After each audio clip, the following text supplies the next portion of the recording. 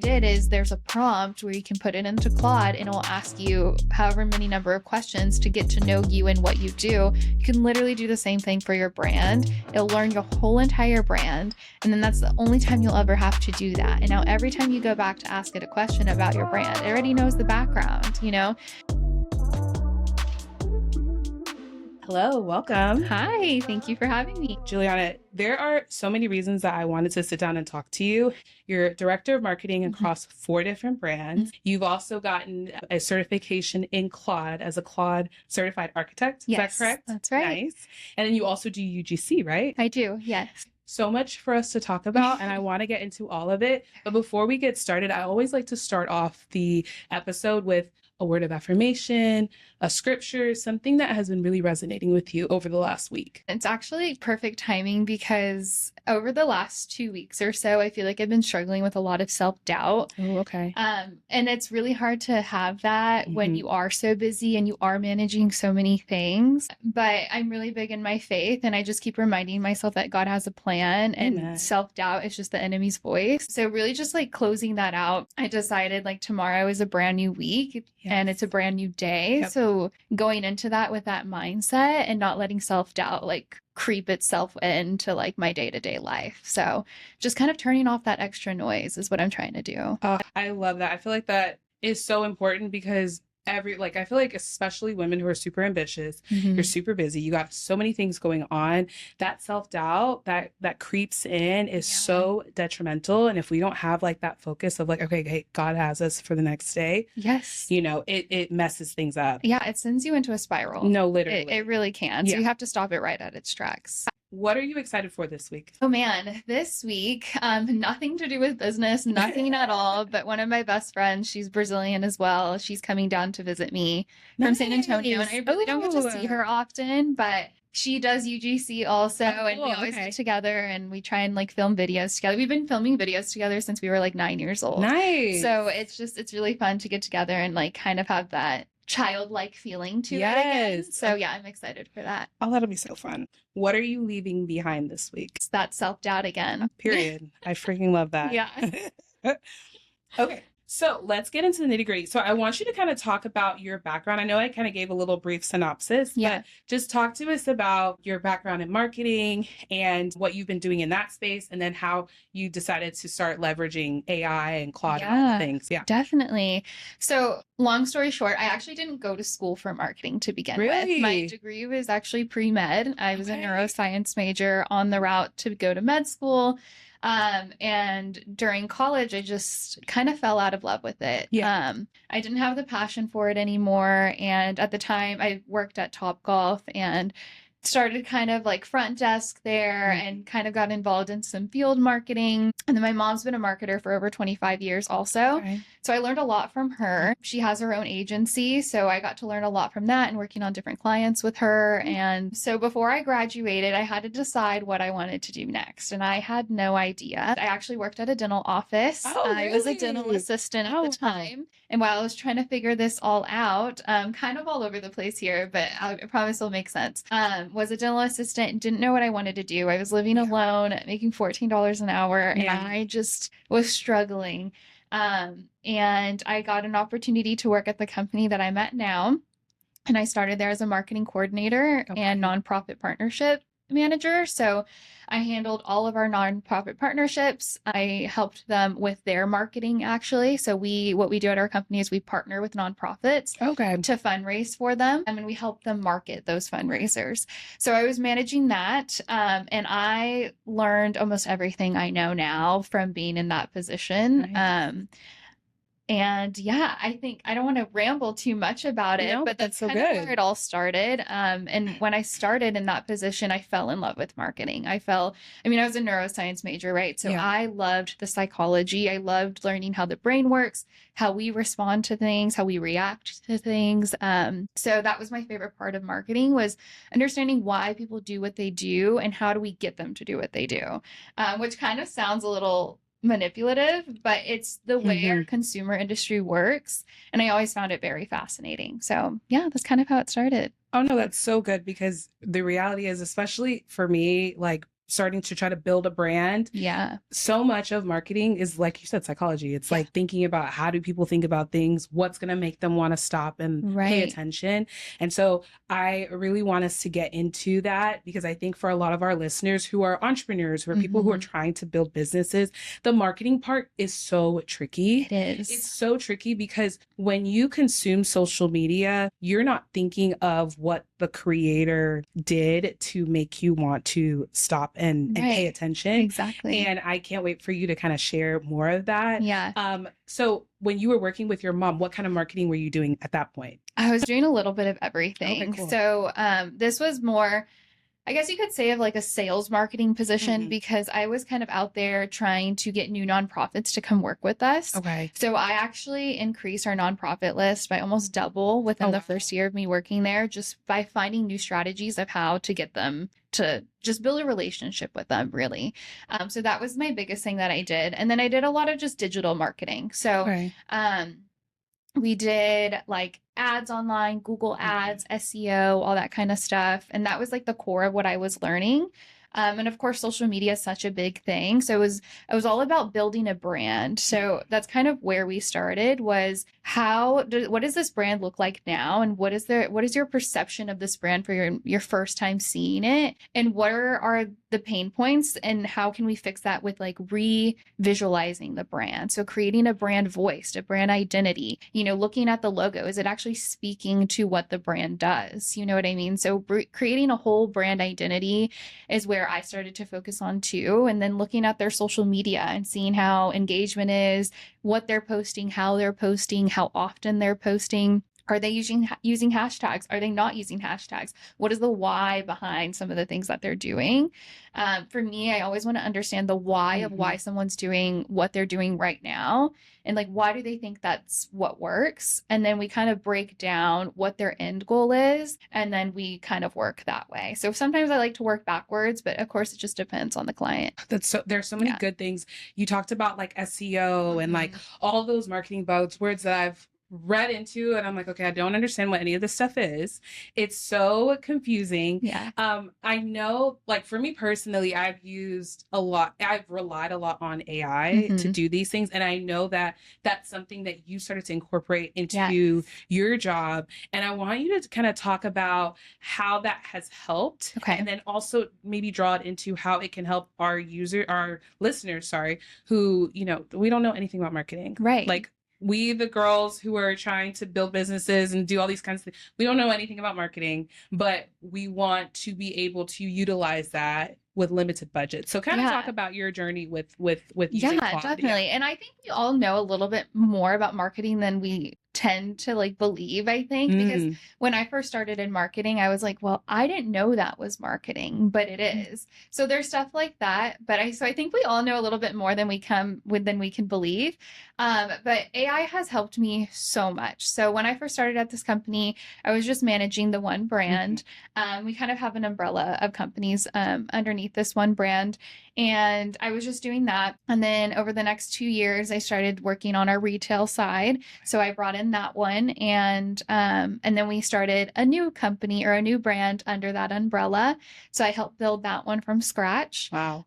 So I had a lot of things on my plate, and we have a very small marketing team. Like how small? Just me. Oh my goodness. So you're doing all of this by yourself? Yes. Yeah. That's crazy. So we were pretty limited on resources and bandwidth, with the lack of employees to help with that. So I needed to find the best way to automate the mundane things that I'm doing on a daily basis. And where it all started for me personally was like writing an email, right? So everybody goes to Claude and it's like, can you write this better for me? Because sometimes sitting there and writing an email can take the life out of you. No, literally. Especially in the corporate world. So, it first started with, okay, I need help writing this email. This is the situation. Help me write this. So I'll give it like a synopsis of like what I'm trying to say, and it'll help me do that. And I was like, wow, this is really helpful. And then it went to connecting Claude to my email. So that's the part where I've heard of that, where it goes beyond just typing your stuff up, but it can actually go into your email. Is that what you're saying? It can go into your email? Yeah. Huh. Tell me about this. Yes. Okay. So with Claude, there's basically 3 different routes you can take when you're working with AI. Okay. You have the internal chatbot that is just Claude. You have it on your phone. You can open it up and type whatever you want, ask it any question, and it'll spit something back out to you. You have workflows also, and workflows is mainly where you want it to do like mundane tasks on like a routine schedule. So you can set those up, and that's where the email part would be coming into. So for me, let's say I'm looking for a certain type of email or a certain email from someone specific every day at this time or every week on a certain day at this time. I can connect Claude to my email, and I can have it instruct it to go every day at that time, look at that email, and write me a draft response to that email. And then I just have to approve it, and it'll send it off for me. So that's like a workflow, right? Okay. And then there's the third option, which is my favorite, which I've been learning a lot more about lately. And it's AI agents. So you're building basically an employee to work for you, and it will continuously do stuff for you, whatever you instruct it to do. So that's the most important part about AI. Whatever you put into it, it's going to give back out to you. So you have to instruct AI, brief it like it's one of your own colleagues, like brief it like it's someone on your team, and go into as much detail as possible, because whatever you put into it, it's going to give out to you. So you have to instruct it, but you can instruct this agent to do, let's say you're creating someone to create content strategy for you. You will tell it everything about your brand, brand voice, brand identity, fonts to use, all this kind of stuff. You'll tell it all of this, and it will continuously work on a weekly basis to do that until you tell it to stop. Wait, so I guess when I use Claude and I'll tell it, okay, let's come up with a content strategy let's say for the podcast. Yeah. Are you saying that with an agent specifically, this is on a continuous loop? Like they're continuously doing this. So every week they'll send you something new wow. Yeah, they'll build you a new content strategy based on the trends that are currently going on. And this is stuff you have to instruct it to. You can't just say like, build me a content strategy for my podcast. Yeah. It's like, okay, this is my podcast. This is my audience. This is my goal. This is where I'm located. And then say you give it like content pillars if you want to. It's helpful, of course, but it can also create those for you. But you know your brand the most. You started it, you created it. So you want to tell everything to Claude so that you have this employee working 24/7 for you without you having to continuously tell it what to do. You can just give it the instructions, and then every week you'll see the output. And if you want to change something about that output, it already knows everything about your brand. You can just say, well, I don't like this. Don't give this to me again. Let's try something new.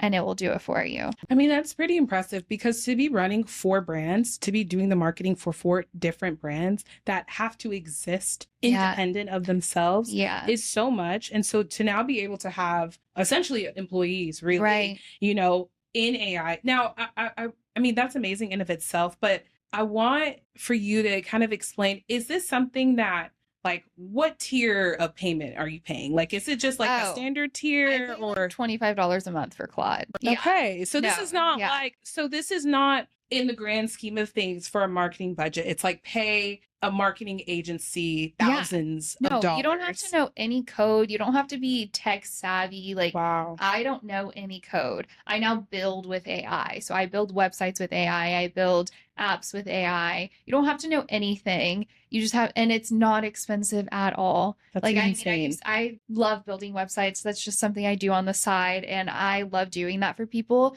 And normally I would use WordPress and Elementor and all this stuff, and I just love it. It's like therapeutic for me for some reason. That's great, because it's not for me.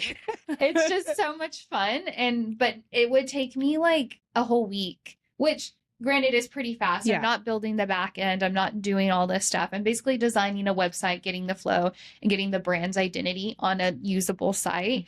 So it would take me like a whole week to build a site.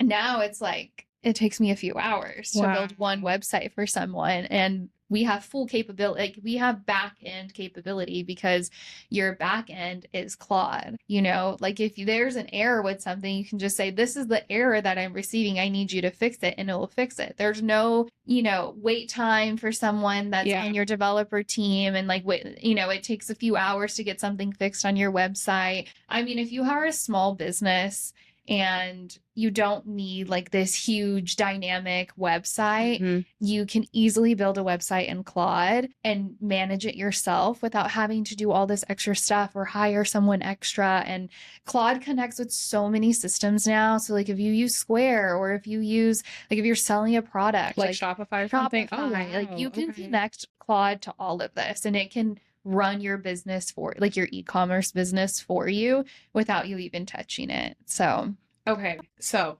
let's talk to the person who feels very overwhelmed by this conversation, because it sounds amazing, and that's why I was so excited for us to have a conversation about this. But my question is, where do you even start?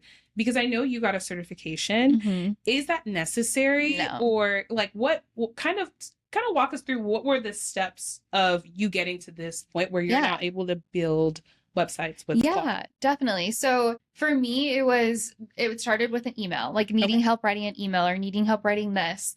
And that's where it started. So I just opened up, I started with ChatGPT, great, but not the best. And I would kind of just use that as my search engine instead of going to Google, because it was just easier and it talks back to you. And I just started building that habit. And then it kind of grew from there. I think I just started asking it more complex questions because my brain was like, well, I wonder if it could do this for me. Oh, I wonder if it could do this for me. And then it ended up being able to do that. So then I was like, okay, I'm going to dream as big as I can. Wow. And that's when I ended up building a new app for our retail store. So it's like a loyalty program. It built everything for me. I told it exactly what I wanted and it built it completely for me. And then that sparked like a huge interest in what Claude could do. And I wanted to know everything. And that's why I ended up getting certified, because I just wanted to know the nitty gritty of it. And you definitely don't have to, but when I'm like passionate about something, I go obsessed about it. I become obsessed about it, and I just want to know everything. So that's why I got certified. But Claude is owned by Anthropic, and Anthropic has so many free courses on their website. Okay. Like you can take any of those courses and know so much about Claude. Like you really don't have to get certified. Certified is more where you do learn a little bit of, you have to understand code to some extent because you are building, and you have to know what it is you're building. To be able to like put that out for someone because you built it. And if it does break, you have to know where it's breaking and all of that. So this is a little bit more on like the back end architect side of Claude. But if you're just talking to Claude or using Claude Cowork or Claude Code, you really don't have to get certified for any of that. So I feel like what you're saying is, first of all, just start with curiosity, because there are some people who have never used any like ChatGPT or Claude. My journey was kind of similar to yours. I started off with ChatGPT and then I found out about Claude, and I just feel like Claude gives more. It's almost more like you're actually talking to somebody versus ChatGPT is like, wow, that's so amazing. That's not this. It's empowering. It's weird. Like they give those weird kind of feedback, but just getting curious about it and using it and then starting to kind of go, snowball on itself of gaining that education. Do you feel like for a small business owner or someone who is just starting a brand, do you think it's more beneficial just to hire somebody who is good at Claude or, better at marketing as opposed to really trying to do this yourself? So I'm a bit biased. Of course, I'm a marketer. So I always think it's best to hire someone that knows what they're talking about. But I always think there's value in becoming knowledgeable in what you think you're hiring someone to do, because anybody can trick you. I've learned, you never know. They could say they're the best and you don't know for sure if they are. I think if you're starting a small business, I don't think there's much value in hiring someone right off the bat. I think you really need to understand what your end goal is here. And of course we can say, well, I want this. I want to make $1 million by 2027, whatever it may be. But I think you need to start at first understanding what your brand really is. Understand your brand. And if you're wanting to use AI, I think that's the best route to go, honestly, because AI can give you a lot of great advice. Claude specifically can give a lot of great advice based off of your industry, your niche, what your audience is. And I think just throw all of that into AI and kind of come up with a plan. And if there is, let's say you don't want to build a website in Claude because you're scared of, the security of it and all of that, that's a very valid reason. We built some of our websites, our company websites in Claude and AI, and the threat there is, well, what if one day this stuff just goes away? Like, what if AI just goes away? What do we do then? Like, what do we do with our websites? So that's when you have to hire like a developer and someone that actually understands websites and where things are being built so that they can export that and host it on your own server. So then it gets a little bit more complex and overwhelming. So are you saying like it ends up almost being kind of like a rough draft, and then that's what you give to the developer to say, okay, now build me my own website that stands on its own? Yes, you can, cool. But that's just like, it depends on how big you're, how fast you're growing. Yeah. If you have like a lot of people coming to your website, 100% get your own standalone What's site. like a lot? Like, what would you say? It depends on the niche. It depends on the industry. Okay. But so let's say for us, for one of our brands, we have people that have to log in so that they can schedule our service. Okay. And that becomes like where they're putting their phone number, their email, and all of that. Makes sense. So security is a really big deal there. And that we have like, I would say, I'd have to check again, but probably 15 to 20,000 visits to our website daily. And that's quite a few. So you want to make sure, it really just depends. And I hate saying that because every industry is really different. Yeah, sure. And it's a unique case for everyone. But I think like for our thrift store, our retail store, it's just a retail store site. Yeah. We just post our tags and pictures of people thrifting, and it's a very simple site. So we have that hosted in Claude, and it doesn't need anything. It doesn't need much security. So that can stay in there. And if I have a backup site already, so we can just revert it back to that if we need to. But I think for small businesses, I think start with AI. AI is so powerful right now. I don't think you need to hire a marketing agency. I think there's so much value in having a small team with AI than a agency trying to use AI, because there's so many blocks there, because then you have to get approval for this, you have to get approval for that, or they think that's risky, and there's risk to everything you do. AI is being used everywhere. So I think there's a lot of value in just being really driven and using the AI tool smart. You have to use it very smart. So when it's hosted by Claude, can you get your own individual domain, or is it kind of like a .claude.com or something like that? You can get your own domain. So if you have a domain already, it literally gives you step-by-step on how to connect your domain to that website. And all of the databases are obviously hosted in Claude. But yes, you can connect your own domain to any website that's built in Claude, which is super easy. I feel like there's like a lot of fear mongering when it comes to AI on both aspects. There's the fear of the impact to the environment, which is a very real reality. But then there's also, on the other hand, of like people who are saying, I want no parts of AI. And then you have the people who are like, AI is the future. If you don't get on the train, you're going to be left behind.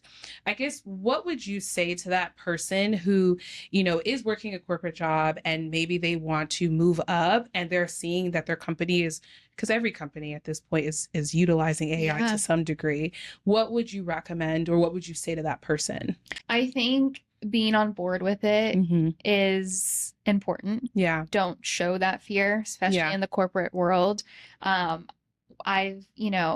We've been doing a lot of AI at our company, and some people are scared of that. Like, oh, is that going to replace my job? Well, not exactly. We are a private company. We're DFW only. We're not nationwide. So, we still need that human touch. I think everything that is essentially taking over AI needs a human touch at some point, because people connect to humans. They don't connect to AI. They want that relatability. They need to know that there's some sense of connection there with another human, especially when it comes to like social content and writing. Like, you can tell when something's AI slop. You can really just tell. So that's why I think it's so important that when you are using AI, you know what you're you're giving to it so that it outputs exactly what you want it to give you.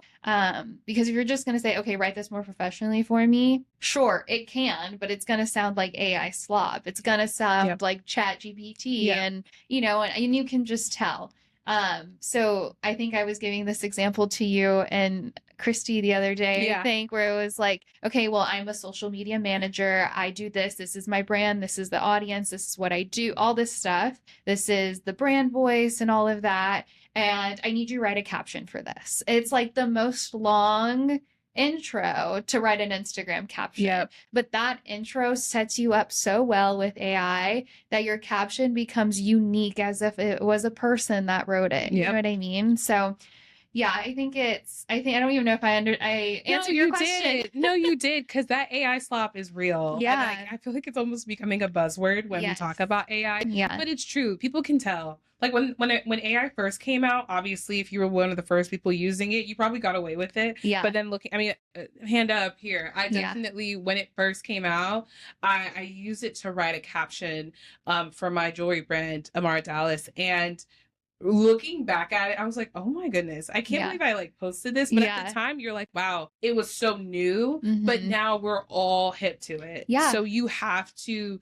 go in there. And I think AI is great for strategy and for kind of building and creating structure. But in terms of original thought, you need to have your own original voice. What I always say is that AI is giving me more time to actually think than, you know, spending 2 hours trying to think of something creative for a specific campaign. It's, you know, here's my idea. Here's my like childlike 5-year-old sentence of an idea that I'm struggling to put into a whole campaign. I throw it into AI and it helps me kind of structure that out. But then now I can actually focus on the big strategy of it, and how it's actually going to reach people and how it's going to connect with people. That's where the human touch comes into play. Because I think AI can help with a lot of content and the writing of some things. But I always use it as a resource, and to like kind of save time on certain things. But I think strategy, like you said, Claude helps really good with strategy, but I also think there has to be a human touch to strategy because Claude doesn't have a brain. It can't think for you. So you have to have, you know, obviously we learn these things for a reason. So you have to have that strategy to give to Claude, like some sort of basic foundation strategy to give to Claude. But it's so helpful. I love it so much. And I feel like there's a way to, and I don't know if this is the correct way to say it, but kind of like AI proof your job, or at least, let me not say your job, your income, either by becoming, you know, a leader in using AI, like you have with being the director of marketing and really utilizing AI. You've increased your value at that company. I mean, all the things that you've been able to do with it, you've increased your value. But on the flip side, if you're the type of person where AI does take your job, now has never been a better time to become a business owner. And I even saw once that it was like that most of the newer generation will end up being forced into entrepreneurship because those corporate jobs won't be available. And so even starting to think of it for the girl who is wanting to start a side hustle or do something on the side, AI can be so great at utilizing. I mean, and I keep saying, even for this podcast, although I'm not making any money off the podcast right now, but, you know, I truly built the structure of this with AI. I said I wanted to start a podcast, you know, even helping me find what are some pain points of the target demographic for the podcast. These are things that AI can help you to spit out so that way you're creating more opportunities for yourself. 100%. I know you're now doing UGC. Can you talk a little bit about what you've been doing in that space? Yeah. So I just started UGC about a month ago, I would say. Nice. And it's very new. And it's weird because I work in marketing. I understand marketing. I understand what UGC is. But actually sitting down and doing it yourself and not for a company is very, very different. So I've been kind of testing my skills a little bit and trying to start something from scratch and seeing what I can do with it.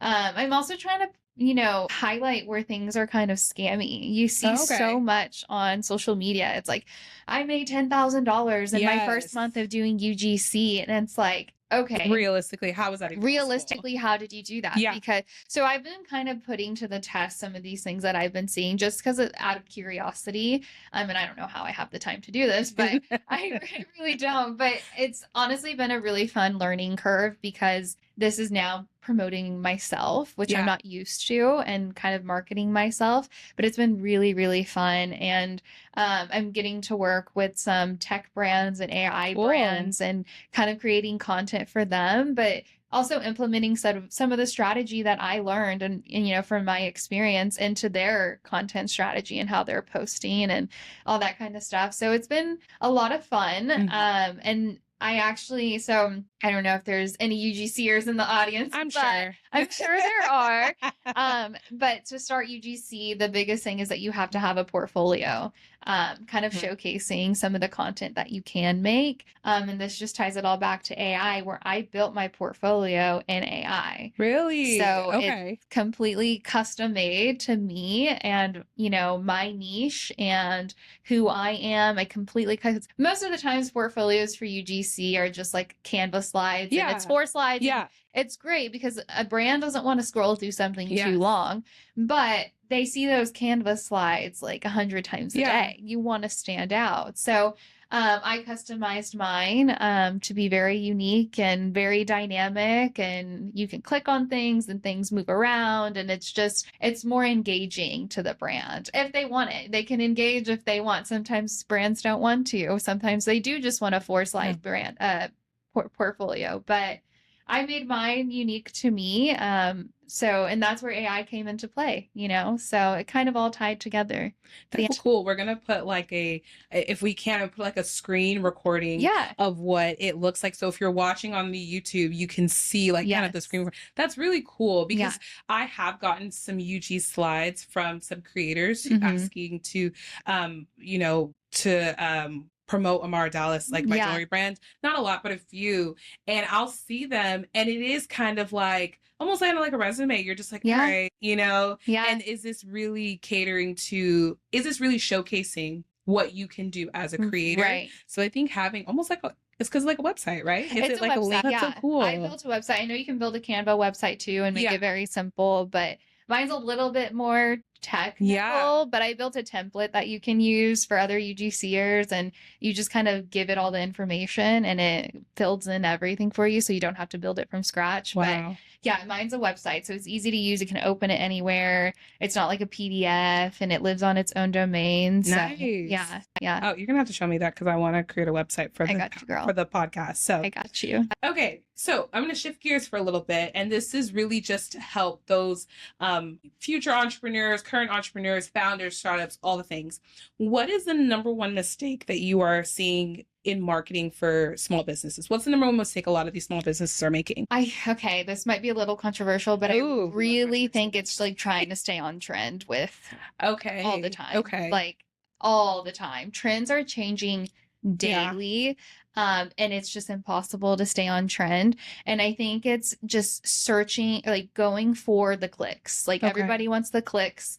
Obviously, it depends on your industry. And if you're in e-commerce trying to sell a product and all of that, things can be a little bit different. But I think where people are kind of failing is that they're not understanding what their brand is. They build something so quick and they want to get to selling. Like marketing starts before you even have a product. Yeah. You have to understand what your brand is. You have to give your brand a voice, and you have to have a brand identity, because that is literally the foundation of how everything else is built.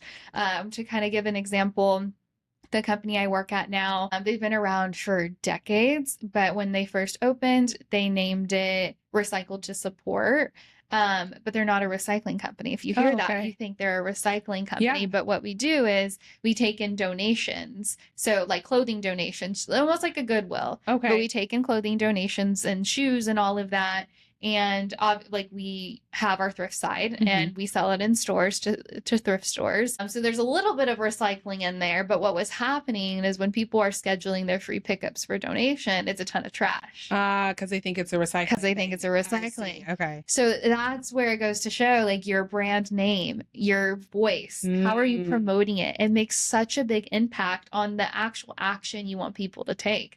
Obviously, we don't want trash. We want clothes. But our brand was built over a name that has an identity of trash. Got it. You see what I mean? No, that makes sense. That makes sense. So it all starts with your brand voice and just having that brand identity. And I think that's where people are failing right now, because they're so quick to want to get views and likes and engagement and getting their products sold. And they think to get their products sold, they have to go viral, when you really don't. You just have to really know who you're speaking to and know how to get them to take an action. And of course, there's a lot of strategy between point A and point B. But it all starts with your brand. Are there any particular brands that are really like, that you feel are really nailing kind of like building that brand voice and staying true to that? Yeah. Okay. So this is very trendy, which is kind of ironic, but Alex Earl, which I don't even watch her stuff. I know I'm a marketer. I know I'm on social media, but I really don't sit and scroll and like watch this stuff all the time. But she recently launched her skincare brand. And the lead up to that was one of my favorite campaigns ever, because it was just so secretive. And I love the idea of creating something so exclusive that everybody can get into, but they feel like it's a fight to get into, if that makes sense. Because what are you talking about? Like with the I think she had like the puzzle pieces, and stuff like that. She sent it to other influencers, but even on the social media for this skincare brand, she created, it's her own brand. It's if you go to her Instagram, I'm trying to explain this in the best way. If you go to her Instagram, her brand, who Alex Earl is she's very messy and very like, oh, I don't care. I'm hungover. I do this. I do that. Here, get ready with me for a night out. And then she gets home at 5 o'clock in the morning. That's her brand, right? She built a brand around that. And she carried that over to a sellable product. And she is doing that on that social media. And that's why people are attracted to it, because she built a brand. And I call this founder marketing, where you create marketing around the founder. So it's based on what their personality is. And then they carry it over into her skincare brand, or what's the other one? Like Poppy or Charlotte Tilbury. It's like, the founder is involved in almost every single piece of marketing, and you don't really see that sometimes. So I think those are some of the brands that I think are doing marketing very, very well. And do you feel like that's more for like a CPG brand, or like, where there's an actual product that they're selling? But then again, I think even service brands too, you want to know, okay, if like take for instance for dentistry, all these like dental, there's so many TikToks and reels about dentists, and you want to see who the dentist is. You want to see their personality in the office. Okay. So my question, because I actually did pay attention to Alex Earl's launch. It's so funny. I feel like you consume social media differently when you actually have a brand, or you're trying to look for like, okay, what is 100%. Making this, stick? But, Alex Earl has millions of dollars. What about that person who is just starting and they have nothing? How would you apply that advice to that person? I think it's consistency. I think once you're starting off, nothing's going to kick off right away. I think you have to keep pushing. And if I'm understanding your question correctly, like, if you don't mind rephrasing, are you talking more in the sense of how do you start a brand on social media, or what do you mean? Or just implementing that kind of founder content and that lead up for your own brand, even though you don't have a whole, because she has lighting, she has videographers and all these things, but you can still have a brand that's founder facing with your own social media. Even if you only have 500 followers, those are still people that are interested in what you have to say. I would say be consistent, be natural, be yourself, and learn how to talk to a camera.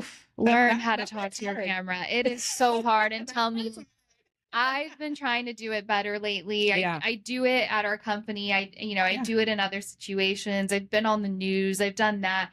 But talking to a camera one-on-one can be so intimidating for some reason. It's cringy. It's cringy. But I think there's so much value in learning how to talk to a camera and just being yourself in front of a camera, because people don't want to see an ad.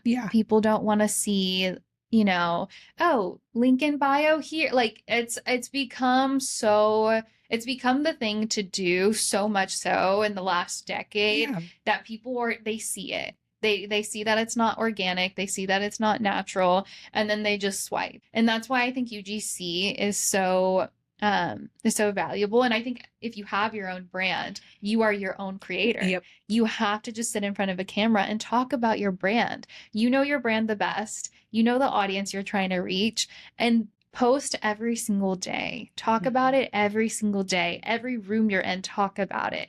Be passionate about it, because it's eventually going to kick off. And I'm kind of in that place right now with UGC where, I've been doing it for a month, and I see these people like, oh, I made $10,000 in a month. I have not made $10,000 in a month. I just want to be very clear about that. It takes time to kick off. And yes, there's other ways to make that kind of money that fast. But I'm trying to do it in the most organic way possible to show that starting something from scratch and growing it to something super big is definitely possible. But yeah, be yourself, talk to a camera, and consistently post. I think that's just the best way to start. And sorry. No, you're good. No, I love it. I feel like that's one of the things I keep harping on, is that you have to be okay with being seen trying. Yes. Because at the end of it, so good. I think even Alex Earl, they said that she was posting for 2 whole years on TikTok before anybody cared about what she was posting. Most people, if you can scroll that far back and you see their first couple of videos, it's awkward, it's uncomfortable, the lighting is terrible, but there are still people who cared enough to listen. And when you have such a small following, whether it be 500 followers on Instagram, those are 500 people who care enough about what you have to say. So start talking to those people. And now think about 500 people in one room with I know. That is where I think we lose the sense of reality sometimes, is that 500 people is a lot of people that you're influencing. And I think if you have a voice and you want to share something you're passionate about, I think you should just not care what other people think and continue doing it. And I think that's one of the things that I've struggled with, is like, well, I don't want so-and-so to see this. I don't want so-and-so to see me trying. And it's like, well, you know what? Who really cares? So I think there's a lot of importance in what you said, is be seen trying. That's so important. Plus, I mean, the market for influencer marketing, UGC, is huge. Yeah, it's very saturated. Multi-billion-dollar company. I mean, multi-billion-dollar market. It's not going anywhere. No. It is the future. It is the present right now. Yeah. So I feel like, I personally believe that, if you really want to build wealth to a certain level, you're going to have some level of a personal brand. Yes. That's why you see all these, I mean, even like a Mark Cuban, who's a billionaire, he doesn't need to go and, post on social media or talk to people, but they recognize that, hey, in order for me to sustain my businesses, in order for me to continue on with what I'm doing, I have to put myself out there. Right. It's going to be very hard, I think, for a lot of people to be able to still make money the way that they're wanting to and kind of hide behind, a company. A lot of people want to hide behind the camera. Yeah. And I love that you said, like, Mark Cuban, like, no one wants, and like, he probably doesn't want to, let's be honest. Yeah. But I think he understands the value in that. And I mean, I think Mark Cuban would be very interesting to see, like, his TikTok page with all his videos and him talking about his day-to-day life. Like, you don't think people care, but there's people out there that are rooting to see stuff like that. So I really think I love that. If you were advising a company, right, who is a consumer product good or whatever, something like that, and they're wanting to start posting on social media, they're wanting to start promoting their product, do you recommend that they use AI generated images and pictures to promote their brands? What are your thoughts on that? Okay, this is a great question. I go back and forth with this all the time, because I think it depends on the type of content. I think there is value to it, but there's nothing like a human connection in a video. There's nothing like human relatability in a video. And I will always say, go for a human. Go for a human. Yep. Always create human generated content. Like, that is just, the AI generate, you can just tell. You can tell. And the bigger it gets, the more we're all gonna see it. And humans relate to other humans. Yes. And we can just pick up on what's slop and what's not. I randomly was on, I can't remember if I can't remember what it was, but I saw a picture for a restaurant and it was AI. It was like AI food. And it was so like almost like gross. Like I think it's the same type of phenomenon that happens with like the uncanny valley where you see a human being but it's like an AI generated one and it just makes you uneasy. That's how I feel about like AI food. It just grosses me out so much, and I feel like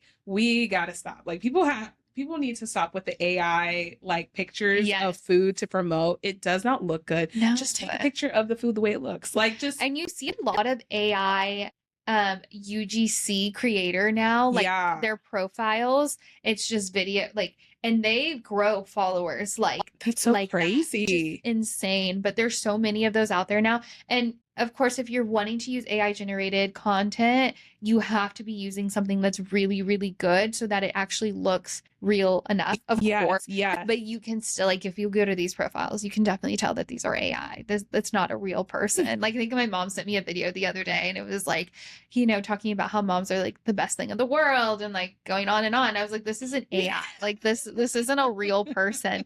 So, and I think now too, because I'm in AI so much and I see all these things that it outputs, like I see AI so much. Yeah. Like when I see flyers up around places, I'm like, that was created with AI. They did it with AI.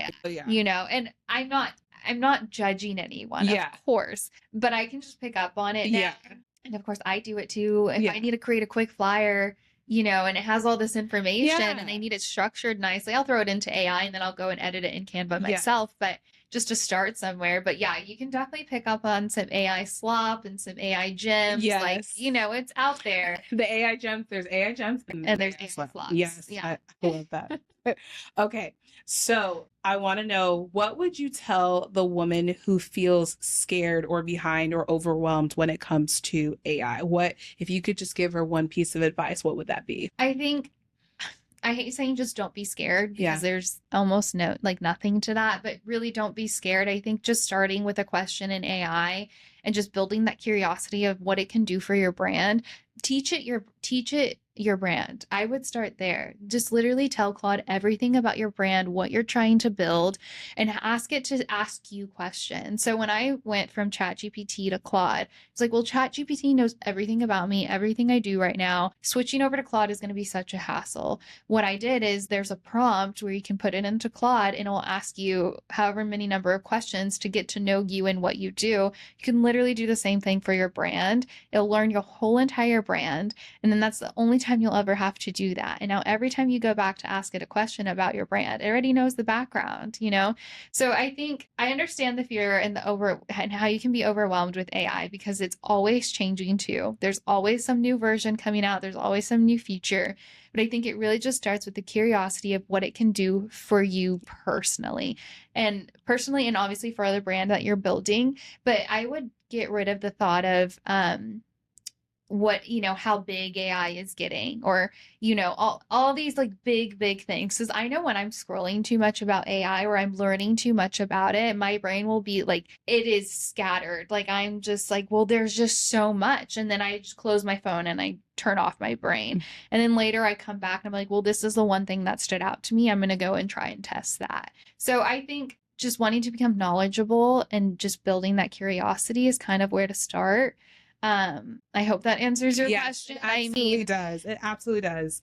No, I think that that's good information because like I said, I'm just thinking about those people who are really fearful, and really the heart of this is really wanting to get people to be, hey, at least start to understand what's going on, right? So that you don't get left behind, you know? Okay, quick rapid fire. What is your number one wealth hack?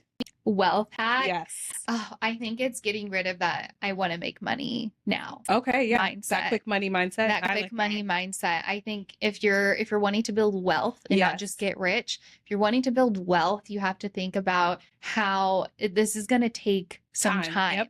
You're thinking about your future family, your future kid, like all this stuff. You're building it for that, not just for you in this moment. That's like, oh my gosh, I need $10,000 like right now. Yep. Like, which would be awesome. Oh yeah. But you get that $10,000, you're going to spend it right away. So it's really changing your mentality on how money works and stewarding your money in the best way. Yep. And getting rid of that quick money mindset, because quick money mindset is only quick money for that 1 second, and then you no longer have it. You know what I mean? Yep. So y'all listening. Okay, what's your number one wellness hack? Wellness hack. Oh my gosh, man, this could be a whole another podcast. We'll have to bring you back so we can talk about the wellnessy thing, because I know you're very into like working out and all the things. Yeah. So right now I'm training for an Ironman. And okay, what is an Ironman? So it's there's a full Ironman and then there's an Ironman 70.3. I'm doing the 70.3. So it's 70.3 miles. It's a 1.2 mile swim, a 56-mile cycle, and then a 13.1 mile run. Oh my gosh. All in one day. So this will be fun. Have you actually done the course? I haven't done the specific course. Okay, gotcha. But I've done triathlons before. Okay. I run all the time. Okay. Swimming has been the hardest thing for me, but I've definitely picked up on it. So it's been a lot of fun. So I've always really been into working out. I was a gymnast growing up. And I think for me, my biggest wellness hack is discipline. I fell off of this working out thing for a few years in my last relationship, and I really lost myself, and not just like health and working out, but mentally, like mentally, physically, in all aspects of my life. I felt just like a failure. And not because I wasn't working out, but it's because I didn't have that self-discipline and self-control in my life. And I really wanted to get that drive and that motivation back. So my biggest goal for me was to be as disciplined as I can possibly get myself. And that meant doing some really hard, challenging things, like an Ironman. So I started running all the time. I signed up for I don't know how many half marathons. I would sign up for races before even training for them, because it gave me an end goal, and I was like, okay, I have to be disciplined if I want to cross that finish line. So for me, it's discipline. It's doing things when you don't want to do things. It's getting up at 4 a.m. when you don't want to get up at 4 a.m. It's doing all of the hard things and being uncomfortable. So yeah. Discipline. Just getting comfortable with being uncomfortable is my biggest thing. If I get too comfortable, I know something's wrong. And that's why you're so successful. Okay, you heard it first. If you want to be disciplined, sign up for an Ironman. Okay. You don't have to do that. You don't have to do that. Well, Giulliana, thank you so much for being here. This has been so great. And I'm just so excited for the listeners and everybody to glean from your expertise on all these topics. So I just really thank you so much for taking the time. I'm so happy we got to do this. This was so great. But yeah, thank you guys so much for watching. And this was Wealth, Wellness, and Womanhood. Bye.